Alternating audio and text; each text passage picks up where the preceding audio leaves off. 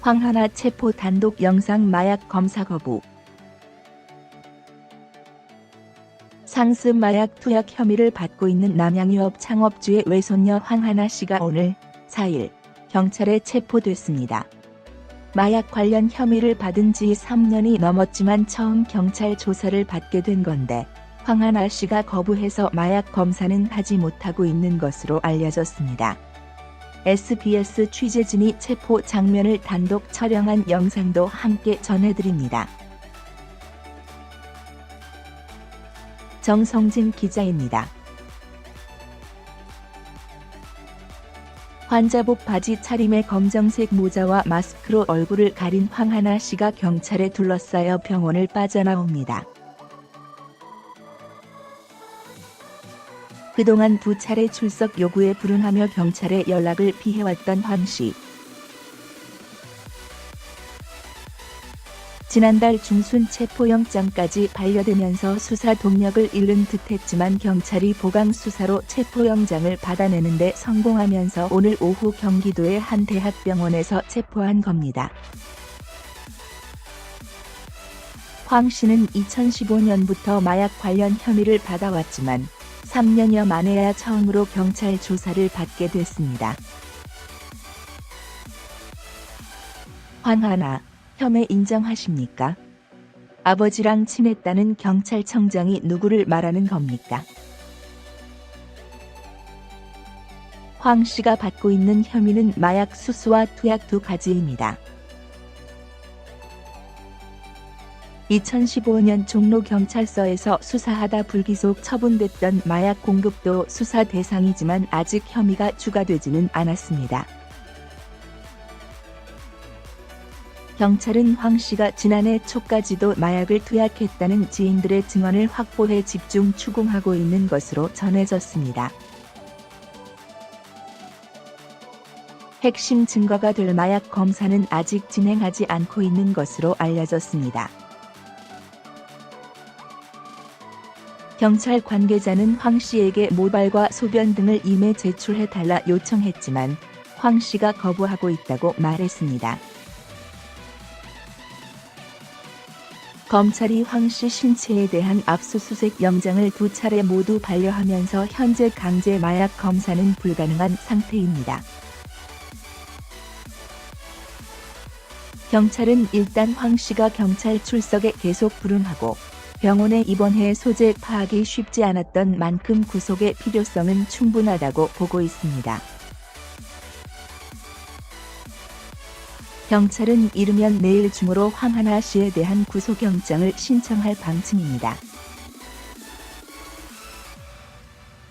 가수 박유천이 마약 투약 혐의로 논란이 일고 있는 전 연인 황하나의 얼굴을 새긴 문신을 지우고 있는 것으로 알려졌다. 채널 A 예능 프로그램 풍문으로 들었소에서는 황하나와 결별 이후 박유천 팔에 새긴 문신이 사라진 것으로 알려졌다. 박유천은 황하나와 열애 당시 왼쪽 팔뚝에 황하나를 닮은 문신을 새긴 상태로 대중들에게 얼굴을 비췄다. 박유천은 지난 2017년 4월 황하나와 열애 소식을 알렸다. 결혼설까지 제기됐으나 결국 2사람은 지난해 4월 헤어졌다. 정준영 절친 최태준 불발 방송가 선긋기 나섰나? 배우 최태준의 드라마 출연과 편성이 모두 불발되면서 방송가가 사실상 정준영과 절친한 연예인들에 대한 선긋기에 나섰다는 관측이 지배적이다. 최태준은 현재 TVN 새 토일 드라마 호텔 델루나 출연이 무산된 상태다. 당초 최태준이 긍정적으로 검토 중이었던 조현 역은 호텔 사장 장만월, 이진분, 이 저주를 받게 된 원인이 된 인물로 알려졌다. 최태준은 호텔 델루나의 대본 리딩에도 참석했으나 최종 결정 과정에서 출연을 고사했다. TVN 관계자는 4일 CBS 노컷 뉴스에 한 달 전쯤 최종 조율 단계에서 캐릭터가 변경됨에 따라 최태준 측과 서로 협의하에 하지 않는 것으로 정리를 했다.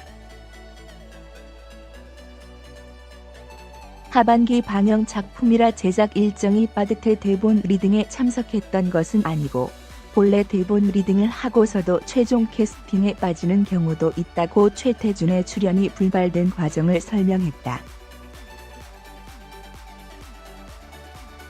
그런가 하면 SBS는 최태준이 주연인 사전 제작 드라마 그래서 나는 안티팬과 결혼했다의 8월 편성 소식에 사실무근이라는 입장을 내놨다. 소녀시대 수연과 함께 출연하는 이 드라마에서 최태준은 세계적인 K-팝 스타 후준 역을 맡아 연기했다. 그러나 사실무근이라는 단호한 입장에 따라 논의 과정을 거쳤더라도 해당 드라마가 SBS에서 방영되기는 어려워 보인다. 정준영 카톡방, 카카오톡 대화방 사태가 일퍼맨파 연예계를 뒤흔드는 가운데 정준영의 절친한 친구로 알려진 연예인들에 대해서도 방송사가 위험 부담을 느끼고 있는 것이 아니냐는 게 중론이다.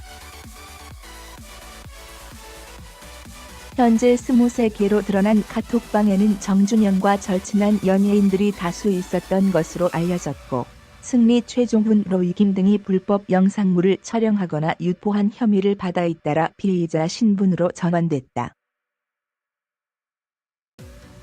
최태준은 앞서 여러 예능 프로그램들에서 정준영과 절친한 친구임을 언급해왔다. 뿐만 아니라 황금폰으로 논란이 된 지코와 한 예능 프로그램에 출연해 휴대폰 이야기를 나눈 것이 뒤늦게 주목받기도 했다.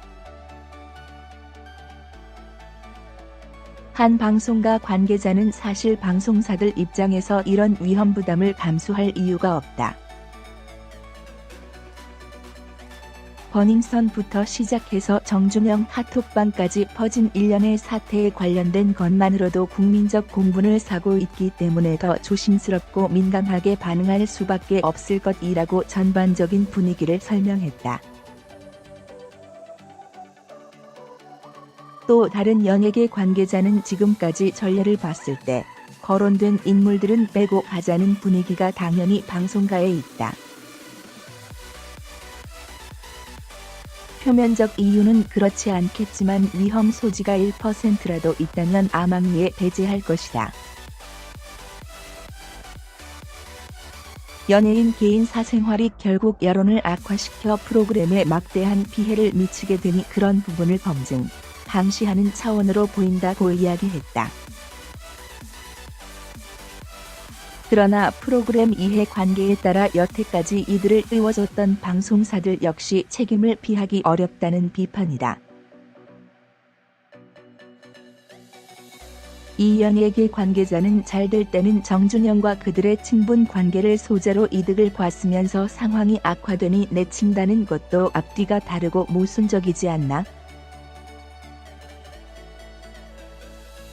방송사들도 책임을 회피하고 순간을 모면하기 위한 고리자르기식 대처가 아니라 출연자에 대한 공정한 시스템을 만들어야 한다고 조언했다.